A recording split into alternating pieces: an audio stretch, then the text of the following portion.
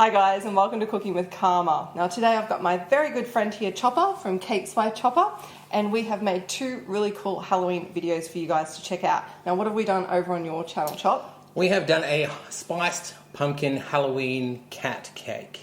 Try saying that 3 times very quickly. What? And today on my channel, the two of us together have made this really cool black velvet Jack Skellington cake. So if you want to check out Choppa's cake, make sure you click over here on his lovely face and stay tuned to watch mine right now. First up, to make the black velvet cake into a bowl with the sifted flour, we're going to add in the cocoa powder, the baking soda, and the salt, and give those a quick mix together to combine.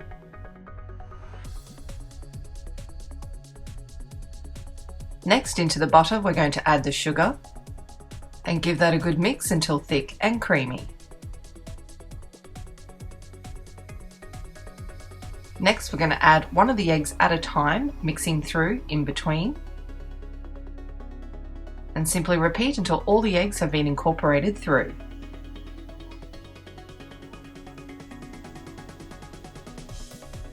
To that, we're then going to add in the sour cream, the vanilla, and the food colouring. Now I like to add a little bit of colouring at the time, adding more as you go until you get the intensity of the colour that you want.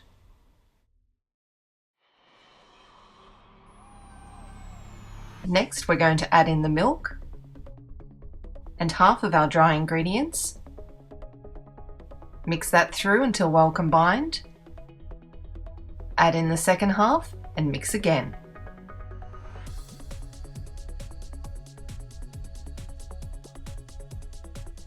Then all we need to do is pour our mixture into our pre-lined baking tins, smooth over the top, then place on another sheet of baking paper on top and then into the oven for 35 to 40 minutes.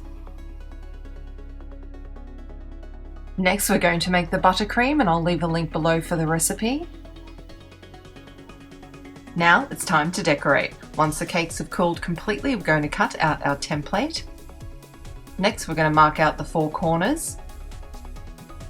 Then all you need to do is start trimming the cake, taking small portions at a time and spinning the cake as you go, until finally the top of the cake is shaped like a dome.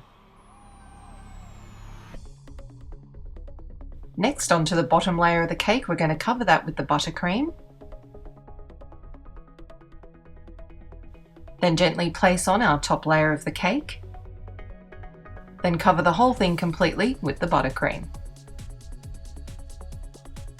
Just making sure to make it as smooth as possible. Next, we're going to place a little bit of corn flour onto a surface and onto our hands. Then taking some of the white fondant, we're going to roll that out. And we're going to roll that out into a snake shape, and we're going to break that in 2. Then using the template as a guide, we're going to form the top raised part of the eyebrows. Then on the upper half, we're going to push that down with our finger, repeating on both sides. Then rolling out some more fondant, we're going to shape the bottom part of the eyes, again using the template as a guide. Then next, we're going to cut out the top half of the template and place that onto the cake. Then we're going to place on both of the underneath part of the eyes. Then next, cutting the eyes out completely from the template, we're then going to place that back onto the cake. And with something like a knife, we're going to go around the edge of that so we know where to put the top part of our eyebrows. Place those onto the cake. Then with a small piece of fondant, we're going to make the nose, making sure just to press down the edges, placing that onto the cake.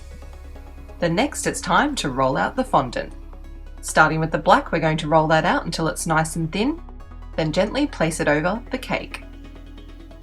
Gently press it down, smoothing gently over the eye area and around the base. Then again, with something like a knife, we're going to trim off the excess around the bottom of the cake. Next, we're going to roll out the white fondant until it's a couple of millimeters thick, then gently place that over the cake.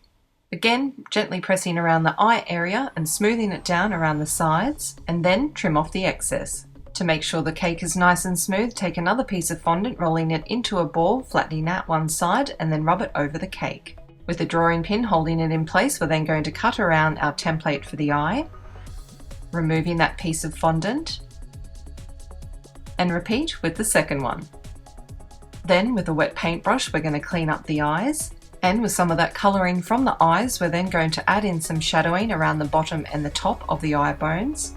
Then, after making 2 small cuts for the nostrils, using something like the end of a paintbrush, we're just going to shape them. Then finally, we're going to cut out the mouth of our template.